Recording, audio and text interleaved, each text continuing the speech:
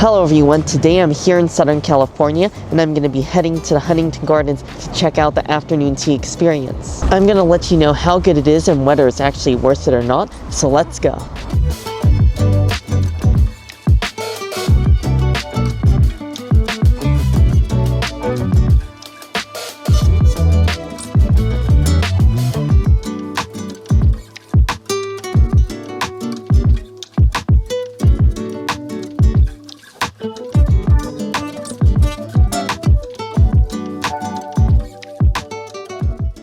I just got seated here at the tea room. They have multiple dining rooms. They have an indoor dining room as well as an outdoor one. And I'm seated here right at the outdoor one. And I love the view since you get a beautiful view of all the surrounding rose gardens.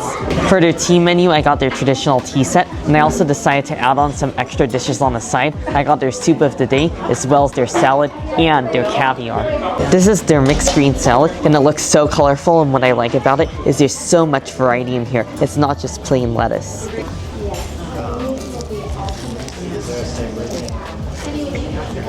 What I like about the salad is there's so much variety. I love the crisp but the freshness of the lettuce, and the vinaigrette is really simple so it doesn't cover up the other flavors since you have some thinly sliced radish as well as little pieces of walnuts, which add a really pleasant crunch and nuttiness. I also got their soup of the day, which is the potato leek soup today.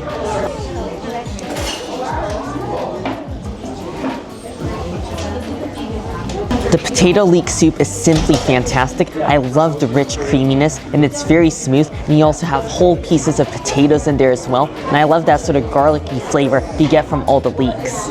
Before I move on to the rest of my tea, I want to go for the caviar, and this is going to be my first time trying caviar in this sort of style, like the really traditional way, since they have all the sides. They have the hard-boiled eggs, the creme fraiche, the shallots, and the chives. We're going to start by getting some caviar and putting it right on the surface of the bread. Next, we're going to top it with some chives, as well as some shallots. And we'll top it off with some hard-boiled egg. Finally, you have to get a little dollop of the creme fraiche. Alright, let's go for my first taste of caviar. I'm looking forward to this because all the toppings look so colorful and fun, and it's also on a piece of white toast, which looks perfect.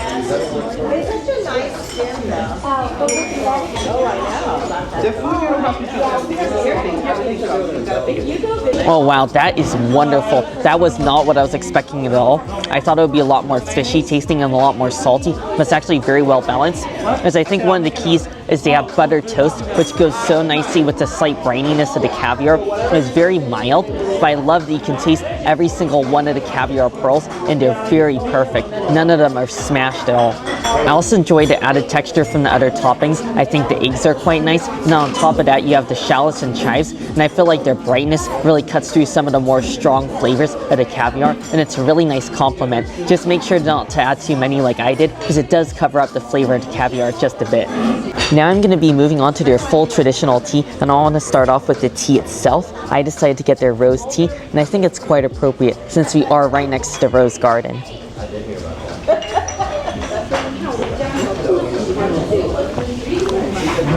That is fantastic. I love how it's a very strongly brewed tea, yet it's not overwhelming. It's very smooth and light on the tongue. And I love how it's a black tea matched with the rose, so I think they complement each other very well. And the rose isn't overwhelmingly fragrant or artificial, it just tastes very light and natural, and it just tastes even better since I'm just surrounded by the rose garden.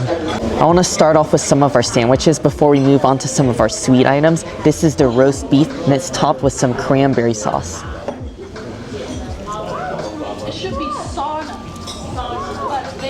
Oh, that's pretty tasty actually. It's a very fluffy yet dense whole wheat bread. It's very dark, and I like how it goes with some of the other items. There's a little bit of herbs on there. I'm not quite sure what that is, but I love how the roast beef is sliced really thin, so it makes it very easy to eat, and you get a little bit of tang and sweetness from the cranberry sauce. And typically I don't always love fruit with meat, but I think in this case the cranberry sauce goes pretty well with the roast beef. Now I'll be going for the smoked salmon, and this is one of my favorite items at afternoon tea, and I feel like it's a classic that you pretty much always have to have. I won't lie, that isn't the best smoked salmon I've had, but it's not bad. The fish itself is a little bit on the more fishy side. It is very tender, and I like the bread as well as the cream on the bottom with all of the dill, but it is a little bit fishy. But I think if you don't mind fish, you'll probably like this one.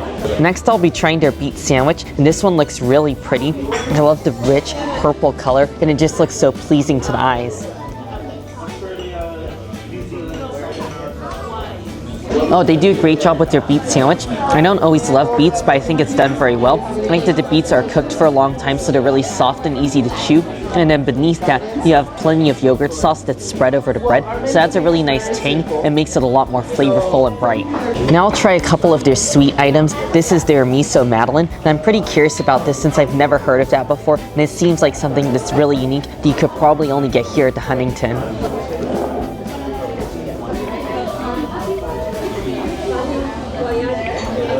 Wow, this is delicious and unique. I've had many madeleines in the past. I even had madeleines when I was in Paris, and this is very different. The outside is very soft, and the texture of it is very light and airy, more of like a cake. And the flavor is so unique. I love that they add miso into there, because I've never had miso in a madeleine before. It adds a very slight salty flavor and lots of earthiness as well, but it's not too overwhelming. It's still a subtle taste. It just complements this cake almost like dessert, and I love that so much. Now I'll be trying their goat cheese and clementine tart, and I think this is quite interesting since I don't always love goat cheese, but I do love clementine.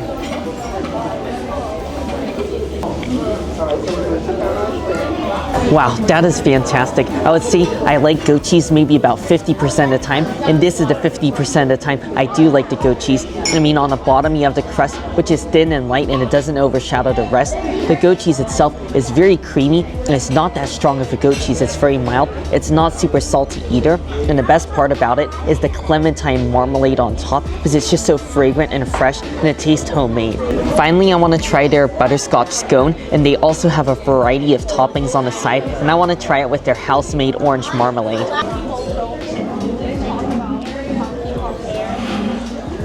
It has a pretty solid scone. I love the scone itself because it's very light and crunchy at the same time, and there's little bits of butterscotch candies in there, which add a little bit of sweetness. It's not too overwhelming, but the real star is their orange marmalade, which is as good as I hoped it would. It tastes fresh, it tastes vibrant, and I love how it's not too sweet. Overall, this was a fantastic tea experience here at the Huntington Gardens. I really love the colors and the variety of their full tea, and I think the real star is you gotta get some of the side additions to go along with your tea. It's nice to get a cup of soup. It's also nice to get a salad, but what makes it really special and really elegant is to get a little bit of caviar to go along with your afternoon tea. If you're looking for an elegant and scenic afternoon tea experience in the Southern California area, I definitely recommend the afternoon tea experience here at the Huntington Gardens. You're definitely gonna be wowed. Anyways, I really hope you all enjoyed the video. Make sure if you did to give it a like, and also make sure to subscribe, and I'll see you in the next one.